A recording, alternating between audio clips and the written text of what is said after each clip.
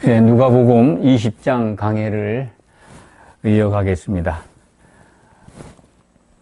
누가복음 20장은 47절까지 되어 있습니다. 매우 깁니다. 주요 내용을 미리 말씀을 드리면 크게 한 6가지 정도의 다른 테마가 기록되어 있습니다. 예수님이 성전에 올라가셔서 말씀을 가르치고 복음을 전하시는 그 장면부터 시작을 해서 대제사장들의 질문, 그리고 비유의 말씀, 사두개인 또는 대제사장들의 시험하는 질문들, 그리고 부활에 관한 또 시험, 예수님을 이렇게 걸려 넘어지게 하려고 하는 그런 질문들이 있고, 그리고 후반부에 가면은 그리스도와 다윗의 관계, 그리고 심판에 대한 말씀이 기록이 되어 있습니다. 크게 한 6가지 정도 내용이 포함되어 있습니다. 6월절을 얼마 앞두지 않은 때입니다. 그러니까 마지막 6월절입니다. 예수님이 공생의 기간 중에 4번째 맞이하는 6월절로 생각이 됩니다. 6월절 어린 양으로 오신 예수님을 기억하시면 됩니다. 이 날을 위해서, 6월절 어린 양이 되기 위해서 예수님이 이 땅에 오신 겁니다. 6월절은 뭐 다 아시겠지만, 잘못하면 뭐 6월 달에 있는 절기인가 이제 오해할 수도 있는데, 6월절을 조금 설명을 드리면, 애굽이라고 하는 이집트죠. 이집트 나라에 노예로 생활하던 이스라엘 백성들이 하나님의 인도로 그 이집트에서 나올 때 양을 잡아서 그 피를 이스라엘 백성들 각 문에, 백성들 집 문에, 문설주에 바르면 이 사망의 재앙이, 죽음의 재앙이 그 피를 보고 넘어간 그것을 기념하는 절기가 6월절입니다. 6월, 사망의 재앙이 건너뛰었다. 양의 피를 보고. 그래도 실질적으로 애굽의 많은 백성들은 그 장자들이 다 죽고 뭐 가축도 다 죽습니다만 그 양을 잡아서 양의 피를 문설주에 바른 이스라엘 백성들의 자손들은 장손이라고 그러죠. 장손들을 다 칠 텐데, 이스라엘 백성들은 어쨌든 그 죽음의 재앙에서 다 벗어났다. 그것을 기념하는 절기입니다. 유대 3대 절기 중에 하나고, 그때 잡혀 죽어서 죽음의 재앙을 넘기게 한 양, 그 양이 죽은 것, 양이 희생이 된 겁니다.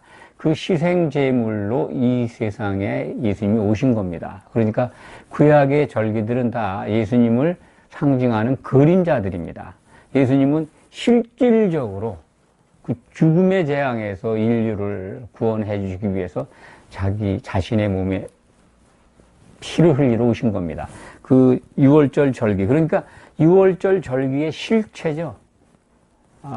본래 하나님이 받고자 하는 그 제물 대신 예수님이 이제 6월절을 앞두고 성전에 올라가셔서 성전 뜰이죠. 뜰에서 이제 백성들을 가르치고 복음을 전하셨다 하는 것이 누가복음 20장 1절에 기록이 되어 있습니다. 하루는 예수께서 성전에서 백성을 가르치시며 복음을 전하실 때 대제사장들과 서기관들이 장로들과 함께 가까이 와서, 대제사장들, 서기관, 이 장로들은 예수님을 십자가에 매달아서 죽이는데 가장 선동적인 역할을 하는 사람들입니다. 그래서 예수님도 공생의 기간 동안에 내가 예루살렘에 가서 장로들, 곧 대제사장들과 서기관들에게 고난을 받을 것이다 라고 3번 말씀하십니다. 그 예수님을 괴롭힐 그들이 와서 예수님께 질문을 합니다. 2절에 보면 당신이 무슨 권위로 이런 일을 하는지, 이 권위를 준 이가 누구인지 우리에게 말하라. 다분히 따져 묻는 거죠. 그런데 우리가 여기서 주목해야 될 거는요, 이런 일이라는 말입니다. 2절에 보면 이런 일, 예수님이 무슨 일을 하고 있었습니까? 성전 그 뜰에서 하신 일, 지금 보면 1절에 보면 백성들을 가르치고 복음을 전하셨다는 겁니다. 근데 그걸 할 때 와서 이런 일을, 당신이 무슨 권위로 이런 일을 하는지, 이 권위를 누가 줬는지 말하라. 아니, 이런 일이 뭘까요? 지금 제가 말씀드렸습니다. 적어도 우리는 성경 속에서 찾는다면 예수님이 물론 여러 가지 그동안 공생의 기간 동안 표적을 보이셨습니다. 그런 것도 포함이 됩니다만 오늘 누가복음 20장을 중심에서 보면은 예수님은 그때 백성들을 가리켰다. 또 복음을 전하셨다 하면은 복음이라는 게 뭡니까? 하나님의 복음. 이 하나님의 복음에 대한 정의는 로마서 1장에 자세히 기록이 되어 있습니다. 선지자들을 통해서 미리 말씀하신 것, 그 아들에 관한 것, 곧 예수 그리스도. 하나님의 아들 예수 그리스도에 관한 것이 복음이라는 겁니다. 그분이 이 땅에 오셔서 죽고 부활하셔야 인류에게 구원의 복음이 선포되는 겁니다. 지금 이제 이 복음을, 그러니까 예수님은 아마도 이때 백성들에게 내가 바로 6월절 어린 양으로 온 구약 성경에 기록되어 있는 바로 그 메시아다. 그런 말씀을 하셨다고 봅니다. 사람들이 많이 참 집중해서 들었을 것 같습니다. 많은 사람들이 몰려 있으니까 또 예수라는 사람이 여러 가지 표적도 행하고 귀신도 쫓아내고 또 사람들이 환호하고 있으니까 이 대제사장들과 서기관들이 와서 정탐하고 있었고 그들은 또 성전에서 여러 가지 일을 하고 있었을 겁니다. 왜냐하면 6월절 양 잡는 것 그뿐만 아니라 바로 저녁 6월절 저녁이 6시가 넘어가면 무교절입니다. 안식일이죠. 그럼 안식일 참 큰 날이죠.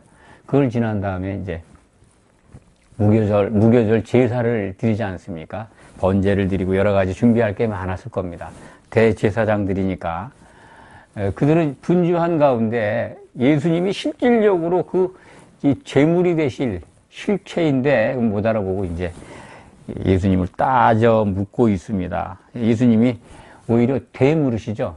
우리가 읽었습니다만 세례 요한을 들어서 그들에게 되묻습니다. 예수님이 당신이 무슨 권위로 이런 일을 하는지, 무슨 그 권위를 준 사람이 존재가 누군지 말하라. 물론 이게 하나님이시죠. 그런데 그들은 그것을 알아보려고 들지를 않습니다. 이게 따져 묻는 거죠.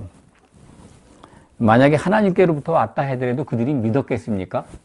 그러니까 예수님께서는 그들이 안 믿을 걸 알고 세례 요한에 대해서 되묻습니다. 세례 요한이 베푼 세례가 하늘로부터 하나님께로부터 왔느냐 사람으로부터 온 것이냐 라고 되묻습니다. 되물은 이유가 있습니다.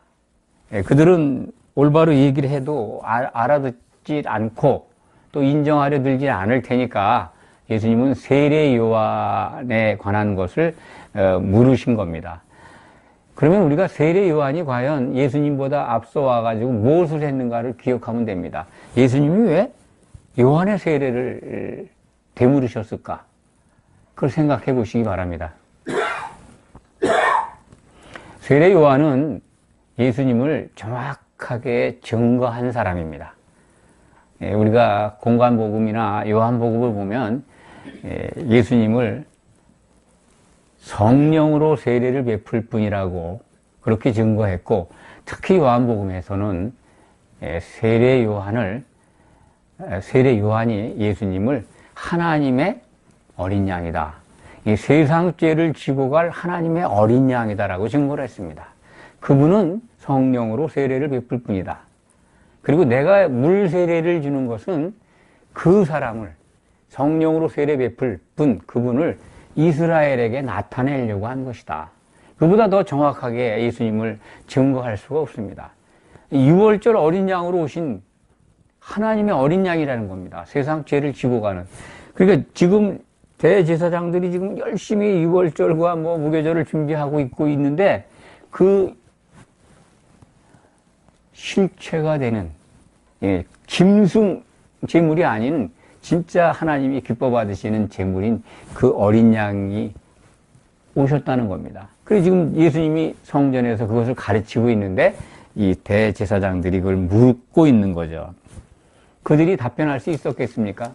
세례 요한을 따르지도 않았고, 안 따랐으면 하나님께로부터 온 거다. 세례 요한의 그 요한의 세례가 하나님께로부터 온 거라고 시인하면 안 믿으면 그렇게 걸리고, 또 사람에게서 난 거라고 하면은 세례 요한에게 세례를 받고 세례 요한을 하나님의 선지자로 믿고 따른 사람들이 그들을 참 뭐라 그럴까요?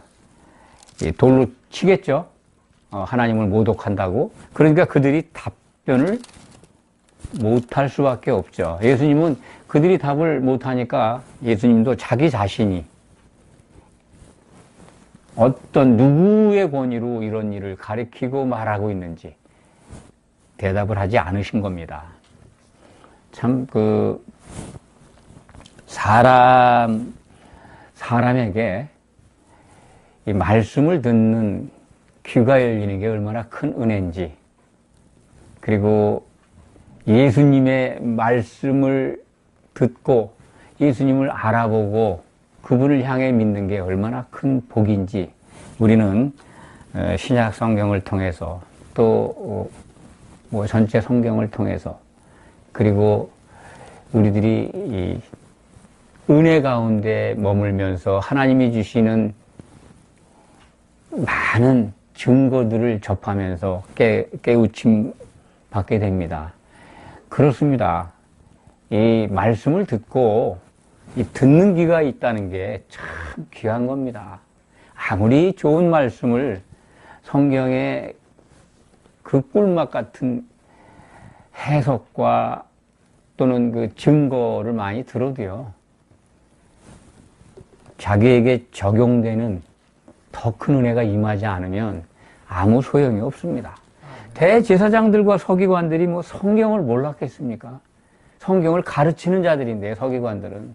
그런데 그들은 그 성경을 가르치면서도 성경이 그 가르치고 가르치고 있는 메시아, 하나님의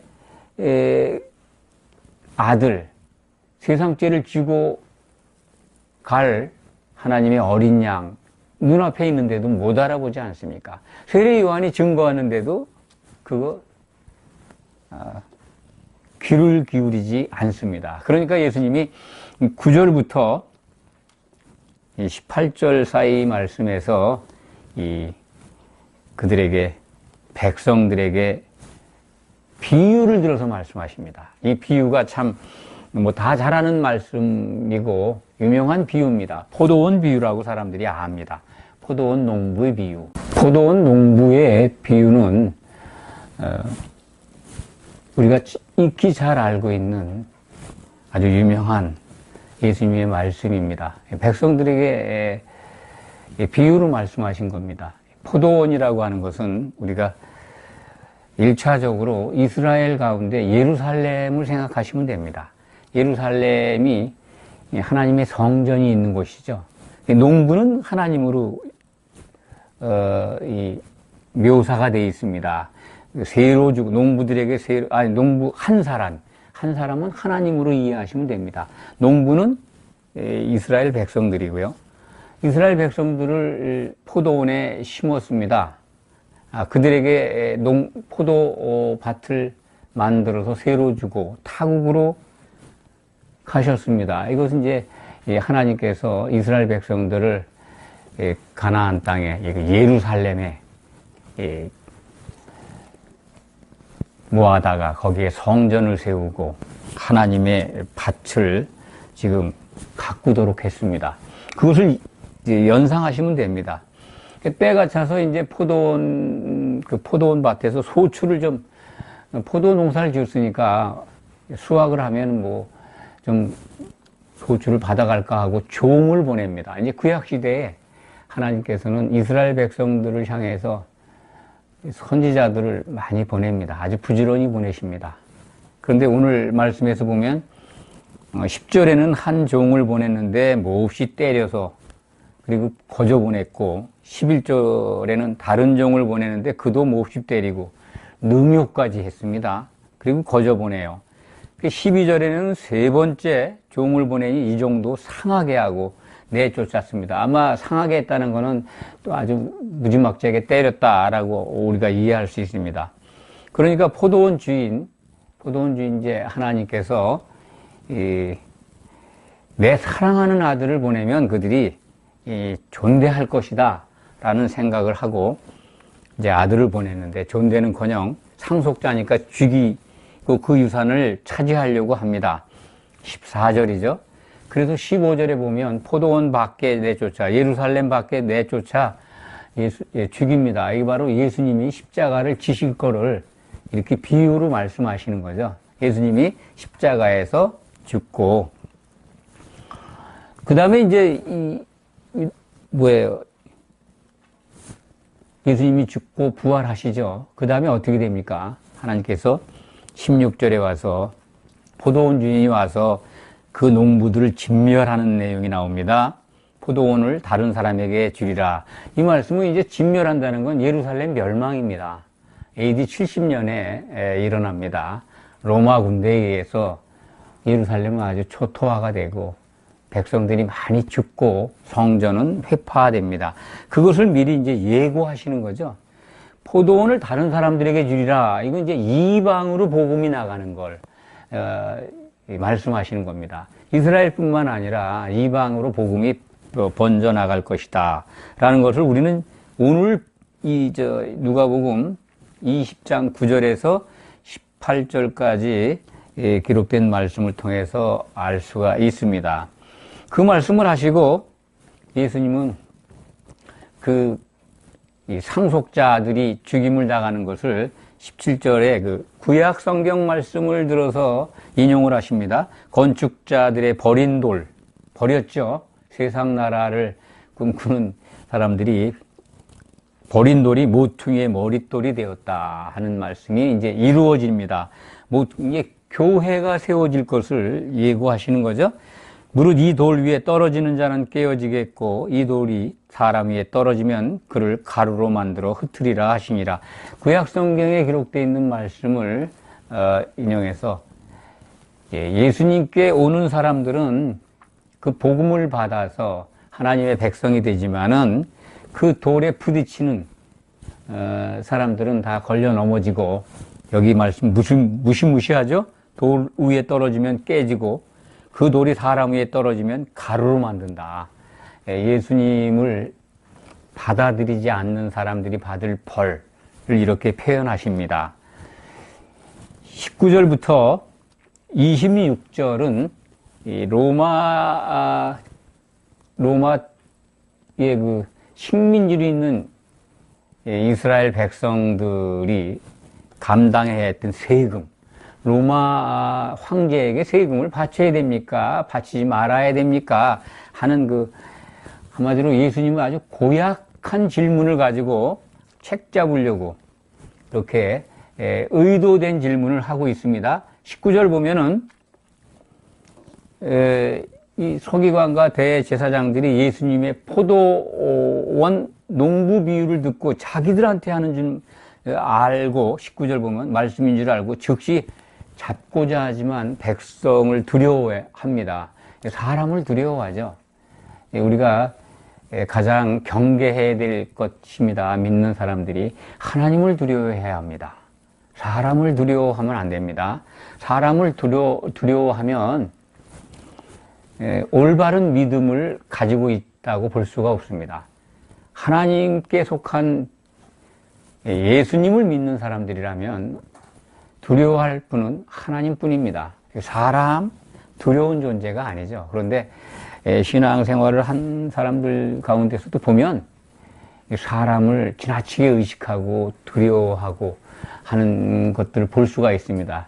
그것은 정말 돌이켜야 합니다. 하나님을 두려워하되 사람은 사랑으로 대해야 합니다. 지금 서기관과 대제사장들이 지금 이 사람들, 백성들이 두려워서 예수를 못 잡아요. 왜냐면 예수님 하신 말씀이 다 맞으니까. 백성들은 예수님을 환호하고 있으니까, 이때까지. 그런데 그들은 그 예수님을 꼭 잡아서 죽이려고 엿보고 있습니다. 20절에 보면.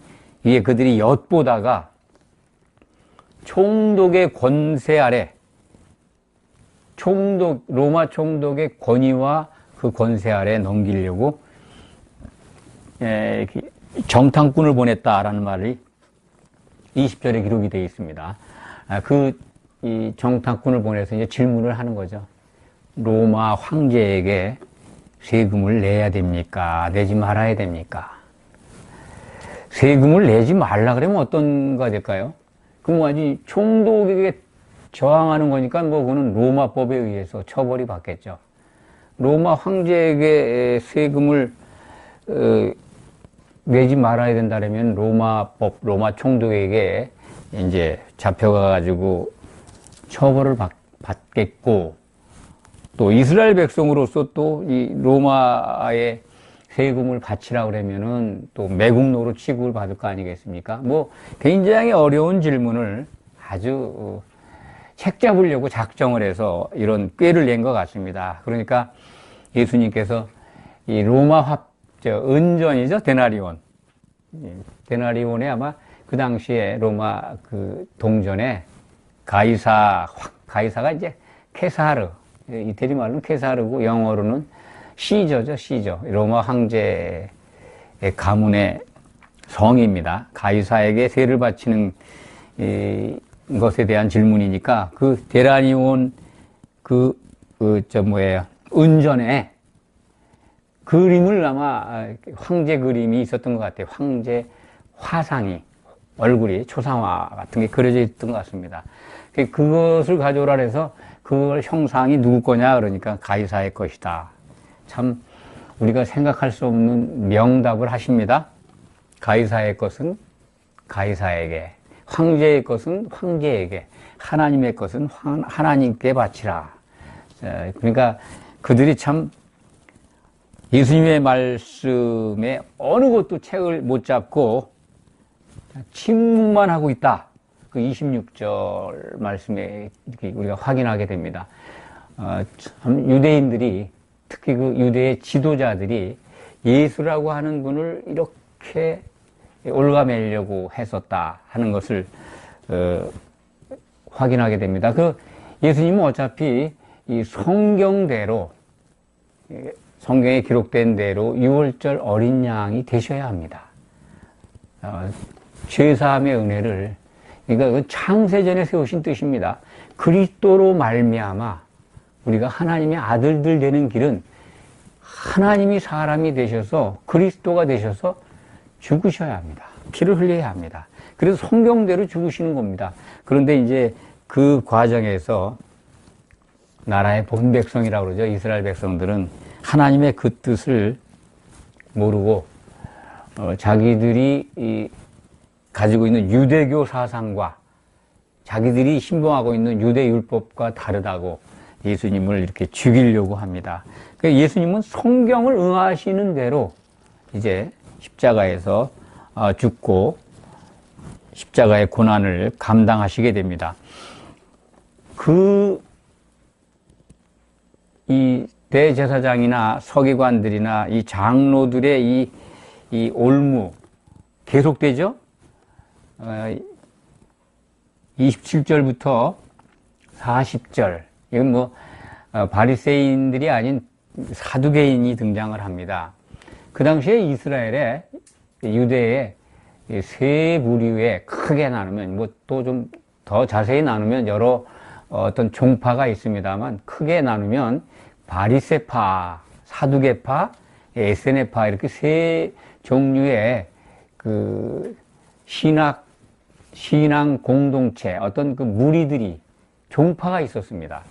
이 바리새파들은 출발은 그렇습니다. 그들은 그냥 정말 열심히 율법대로 살아보려고 했던 사람들입니다. 그런데 나중에 외식하는 자들이 돼버리죠.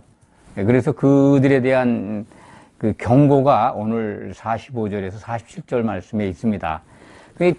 이 사두개파는 사독이라고 하는 다윗 때부터 대제사장 그룹으로 이제 그 가문이 선택이 됩니다. 사독의 후손들입니다. 그러니까 대제사장 가문입니다. 유대의 지도층 가문들이죠. 그들은 굉장히 현실적이고 현세적인 사람들이었습니다. 뭐 세상에서 잘 먹고 잘 살아야 되는 사람들이죠. 그래서 그들도 또한 참 외식을 하고 그들도 뭐 부패하길 잃을 데가 없는데 사두개인하고 바리새파하고 아주 견원지간입니다. 항상 의견이 같아지질 않습니다. 서로 싸웠어요. 에세네파는 정말 경건하게 살려고 했던 사람들입니다. 이들은 더욱 경건하고 금욕적인 생활을 했죠. 그래서 이 도시를 떠나서 이 사해사본이 발견된 그 지역에서 모여서 공동체 생활을 하다가 로마의 끝까지 저항한 아주 경건제일주의 종파입니다. 에세네파. 성경에는 안 나옵니다. 안 나오는데 참고로 말씀을 드렸습니다. 어쨌든 이 사두개인과 바리새인들이 두 부류의 그 종파가 의견을 일치한 사건이 하나 있습니다. 그게 바로 예수님을 십자가에 죽여야 된다는 겁니다. 항상 서로 대립했는데 예수를 잡아 죽여야 된다. 예수가 죽어야 된다라는 거에는 두 종파가 의견을 같이 했습니다. 그러니까 이때 이제 사두개인이 등장해서 예수님을 또 시험하는 겁니다. 부활로. 사두개인들은 부활이 없다라고 생각을 한 종파입니다. 부활. 그러니까 현실에 정말 치중해서 잘 살려고 노력한 사람들이죠. 근데 그 대신에 이제 바리새인들은 부활이 있다라고 믿었다는 겁니다. 여기서 우리가 좀 생각해 봐야 될 게 부활을 어떻게 생각하고 있었는가, 바리새인들이. 사두개인들은 뭐 부활이 없다고 생각하고 지금 예수님께 질문하는 겁니다만 바리새인들은 부활이 있다라고 했는데 그들의 부활은 지금 살고 있는 이대로 가지고 있는 그 육체 그대로 다시 부활한다고 믿었습니다.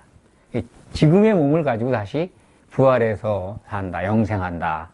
그래서 그런 사상을 아마 차용한 것 같습니다. 부활이 없다라고 주장하는 사두개인들도. 그러니까 이런 질문을 하죠. 물론 신명기 25장에 기록되어 있는 하나님의 율법입니다. 형이 결혼해서 자식을 못 낳고 살다가 형이 죽으면 그 형의 아우가 그 형수하고 그러니까 형수를 아내로 삼아서 자식을 낳아서 그 죽은 형의 후손을 이어가게 하는 제도입니다.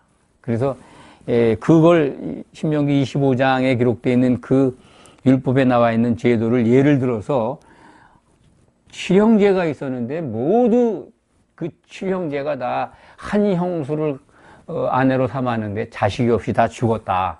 그런 상태에서 부활하면 그 아내가 누구의 아내가 되겠느냐. 그러니까 7명의 남편이 있는데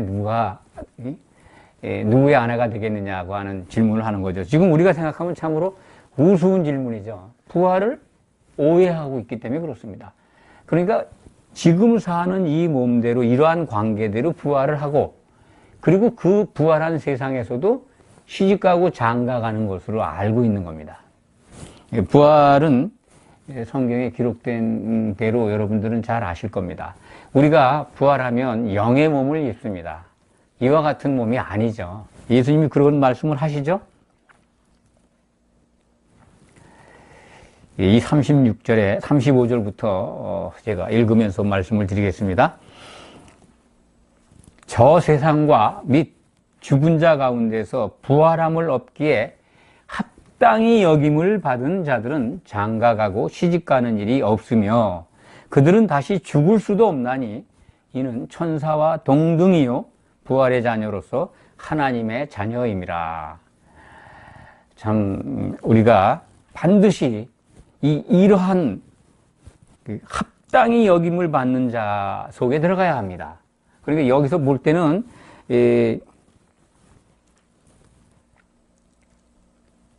부활하면 다 되는 걸로 우리가 오해할 수 있습니다만, 여기서 예수님이 하신 말씀은 합당하게 여김을 받는 자, 이것은 바로 혼인잔치에 들어가는 이기는 자가 되는 자라고 이해하시면 됩니다.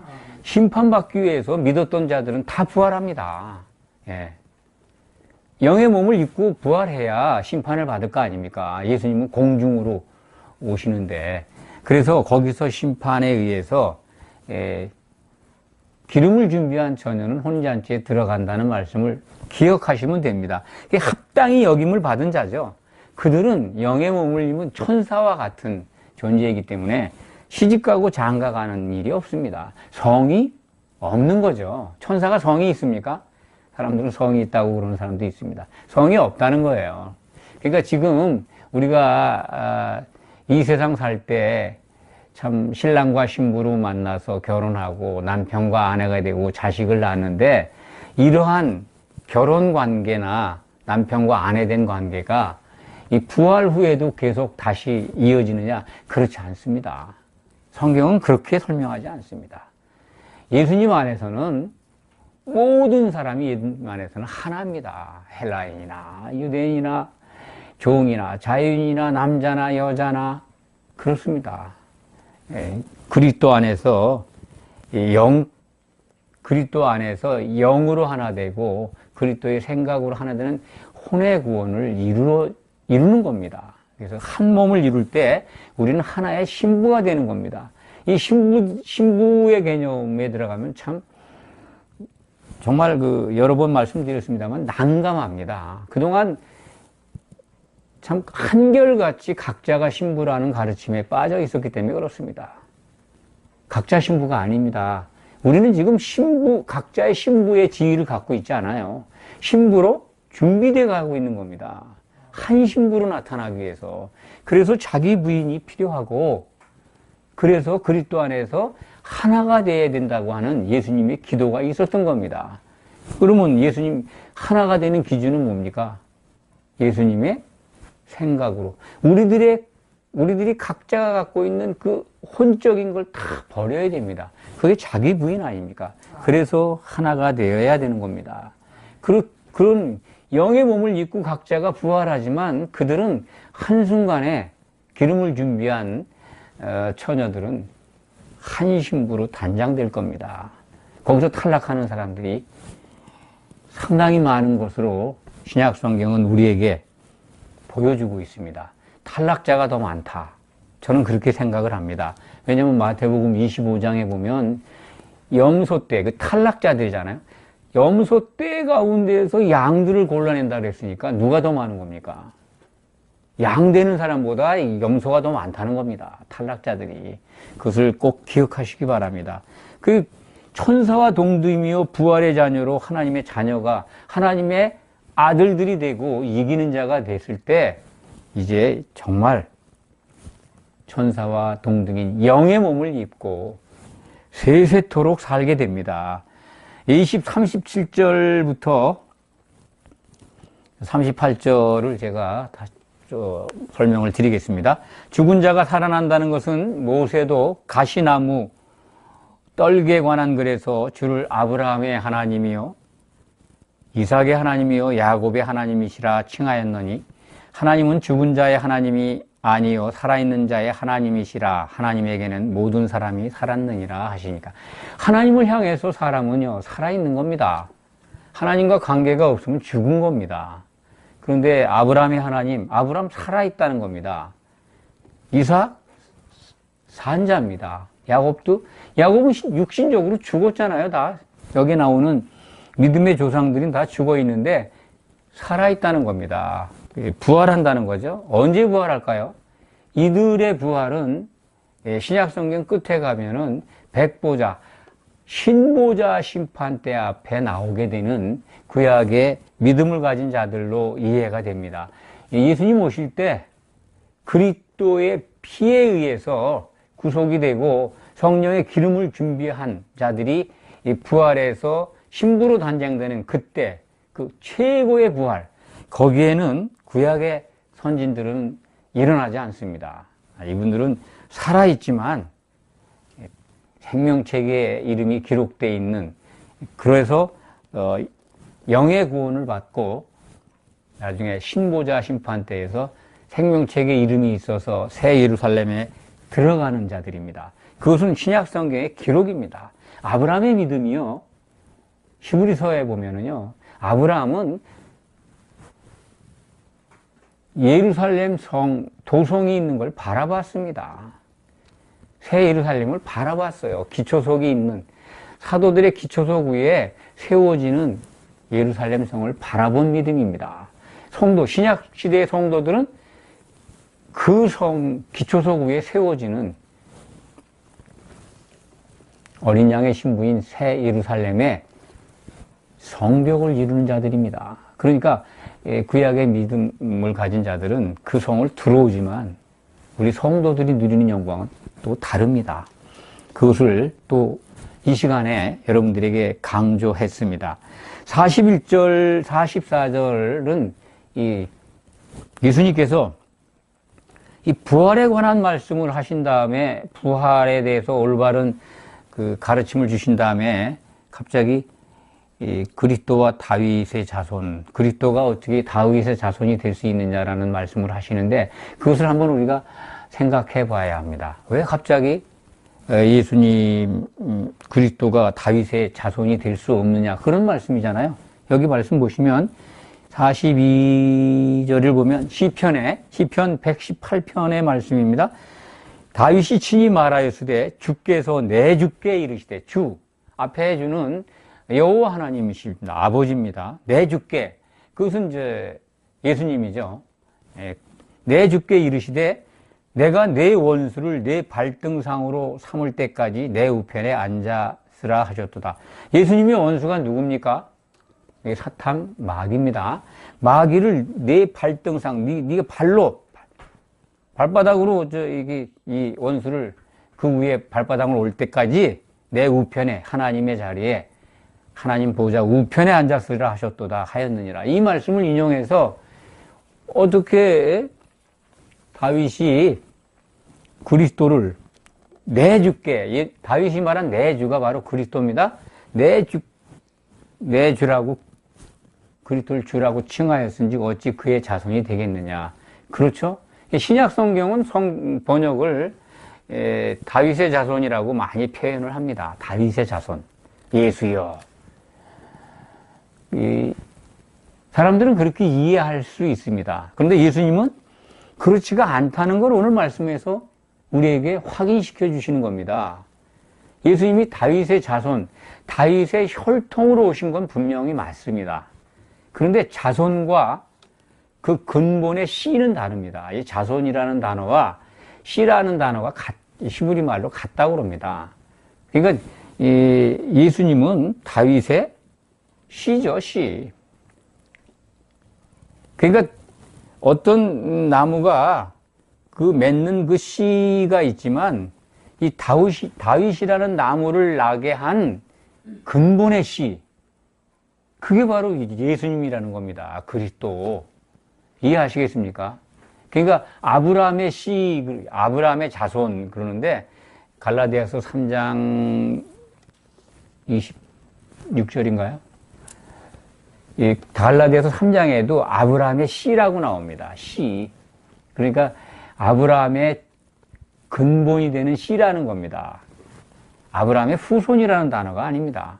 마찬가지로 여기서도 다윗의 자손, 다윗의 후손, 다윗의 혈통을 따라서 예수님이 오셨지만은 다윗이 있기 전에 있었던 사람들의 근본이라는 거죠. 예수님이 바로 다윗의 씨입니다. 씨. 그러니까 계시록 22장에 가면은 나는 광명한 새벽별이다 라는 말씀이 기록되어 있는 말씀 속에 다윗의 뿔이라고 하시는 말씀이 나옵니다. 다윗의 뿔이다.